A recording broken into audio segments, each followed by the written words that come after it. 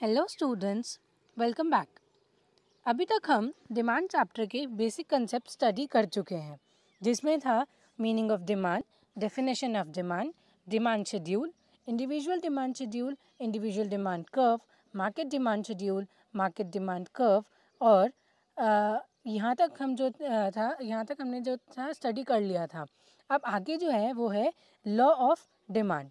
ठीक है, उससे पहले हमने टाइप्स ऑफ डिमांड भी स्टडी किया था और डिटर्मिनेंट्स ऑफ डिमांड भी स्टडी किया था। सो अब लॉ ऑफ डिमांड हम देखेंगे। आज का टॉपिक है law of demand. The law of demand was introduced by professor Alfred Marshall in his book principles of economics which was published in 1890. The law explained the functional relationship between price and quantity demanded. So ये law किस चीज़ के बारे में है? Price और quantity demanded के बारे में, यानी कि इन दोनों के बीच का रिलेशनशिप लॉ ऑफ डिमांड से पता चलता है। ठीक है, स्टेटमेंट देखते हैं लॉ का क्या है। According to Professor Alfred Marshall, other things being equal, higher the price of a commodity, smaller is the quantity demanded, and lower the price of a commodity, larger is the quantity demanded.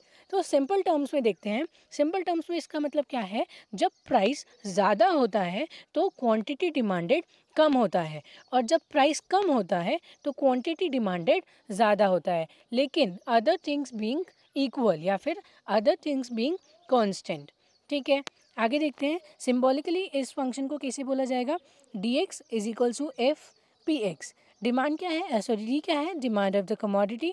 X commodity है, F है function और P X है price of the commodity. ठीक है, आगे देखते हैं। Assumptions है कुछ। Law of demand is based on the following assumptions. सबसे पहली अजम्पशन है constant level of income. If the law of demand is to find true operate, then consumers income should remain constant. यानी कि अगर हमें इसका रियल में law of demand का एप्लीकेशन देखना है तो इनकम कैसी रहनी चाहिए? जो इंसान की इनकम है वो कांस्टेंट रहनी चाहिए। अगर इनकम बढ़ेगी तो ऑब्वियसली लोगों की डिमांड अपने आप बढ़ेगी। हमने लास्ट चैप्टर में स्टडी किया था कि इनकम और डिमांड का कैसा रिलेशन है? डायरेक्ट रिलेशन है। प्राइस और डिमांड का इनडायरेक्ट है लेकिन इनवर्स है, लेकिन इसका क्या है? डायरेक्ट रिलेशन है।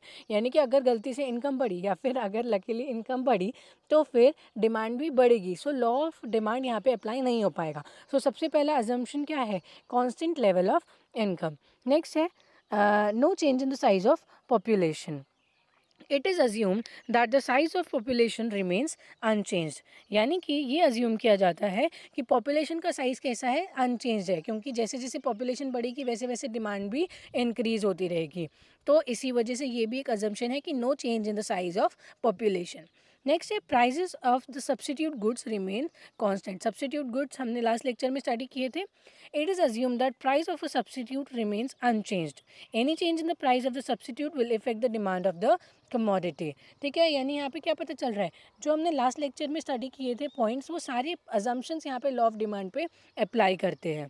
ठीक है, price of complementary goods remains constant. यानी कि जो कॉम्प्लीमेंट्री गुड्स हमने स्टडी किया था, पेट्रोल और कार का एग्जांपल लिया था या फिर पेट्रोल और बाइक का एग्जांपल लिया था, तो अगर कॉम्प्लीमेंट्री गुड का भी प्राइस कांस्टेंट रहना चाहिए। अगर वो भी इंक्रीज या डिक्रीज होता है तो भी law of demand properly apply नहीं करेगा। आगे है no expectation about future changes in price. Future changes in price यानी कि ऐसा कोई एक्सपेक्टेशन नहीं होना चाहिए कि प्राइस आगे जाके बढ़ेगा या फिर आगे जाके कम होगा, क्योंकि वो भी डिमांड पे अफेक्ट करता है। No change in taxation policy. Taxation policy of government has a great impact on demand for various goods and services. Therefore it is assumed that there is no change in the policy of taxation declared by the government. अगर taxation policy में भी कोई change होता है तो भी वो demand को इफेक्ट करता है, तो भी वो डिमांड कर्व को इफेक्ट करता है। इसी वजह से वहाँ पे भी क्या होना चाहिए? कांस्टेंट होना चाहिए। टैक्सेशन पॉलिसीज़ भी कैसी होनी चाहिए? कांस्टेंट होनी चाहिए। आगे देखते हैं क्या है। आगे है डिमांड शेड्यूल। यहाँ पे दिया है हमें कमोडिटी का प्राइस दिया है 50, 40, 30, 20 एंड 10। यहाँ में क्या दिखाई दे रहा है? प्राइस क्या हो रहा है? डिक्रीज हो रहा है। सो ऑब्वियसली क्वांटिटी क्या होगी? क्वांटिटी डिमांडेड यहाँ पे इंक्रीज होगी, यानी कि 1, 2, 3, 4, 5। पहले जब 50 रुपीज़ प्राइस था तो हम कितनी कमोडिटी परचेज कर रहे थे? Only 1 kg। और जब 10 रुपीज़ प्राइस हो गया तो हम कितनी कमोडिटी परचेज कर पा रहे हैं? 5 kgs। ठीक है, समझ में आया यहाँ तक? अब when price of a commodity is 50, quantity demanded is 1 kg, and when price falls the quantity demanded increases. तो अब देखते हैं इससे हमारा डिमांड कर्व कैसा बनेगा. डिमांड कर्व है डाउनवर्ड स्लोपिंग. यहाँ पे प्राइस दिखाई दे रही है, यहाँ पे क्वांटिटी डिमांडेड दिखाई दे रहा है. जब प्राइस 50 था तो क्वांटिटी कितनी डिमांड की जा रही थी, 1 kgs. जब प्राइस 40 था तो क्वांटिटी कितनी डिमांड हुई, 2 kgs.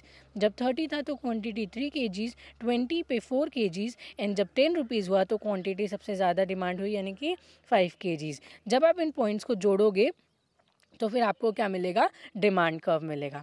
ठीक है. So X axis represents the demand of the commodity and Y axis represents the price of the commodity and D D is the demand curve. So ये D D क्या है, demand curve है. ठीक है, आगे देखते हैं क्या है.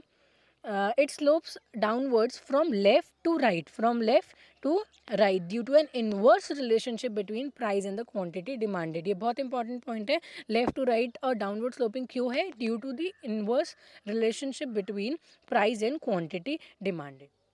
तो अच्छा, इसमें अब कुछ एक्सेप्शंस भी है लॉ ऑफ डिमांड के, जो कि हम नेक्स्ट लेक्चर में कंडक्ट करेंगे. लेक्चर ज़्यादा लेंदी होने की वजह से एंड तक पूरा ध्यान नहीं लग पाता. इसी वजह से अब से हमने नया एक स्टार्ट किया है कि लेक्चर्स टू द पॉइंट होंगे और लेक्चर्स छोटे होंगे, और उसमें हर एक लेक्चर में एक एक टॉपिक कवर किया जाएगा, सो दैट आपको अगर रिविजन भी करनी हो तो आपको पूरा का पूरा लेक्चर ना देखना पड़े. आपको जो पर्टिकुलर टॉपिक में डाउट हो आप उस पर्टिकुलर टॉपिक को ओपन करके देख सकते हो. आज के टॉपिक में हमने लॉ ऑफ डिमांड स्टडी किया. आने वाले टॉपिक्स में हम exceptions to law of demand study करेंगे, और फिर उसके बाद change in demand and variation in demand. ठीक है. सो अगर आपको कोई भी डाउट हो तो आप कमेंट सेक्शन में मेंशन कर सकते हो. अगर आपको लेक्चर अच्छा लगे तो please like, share and subscribe. Thank you.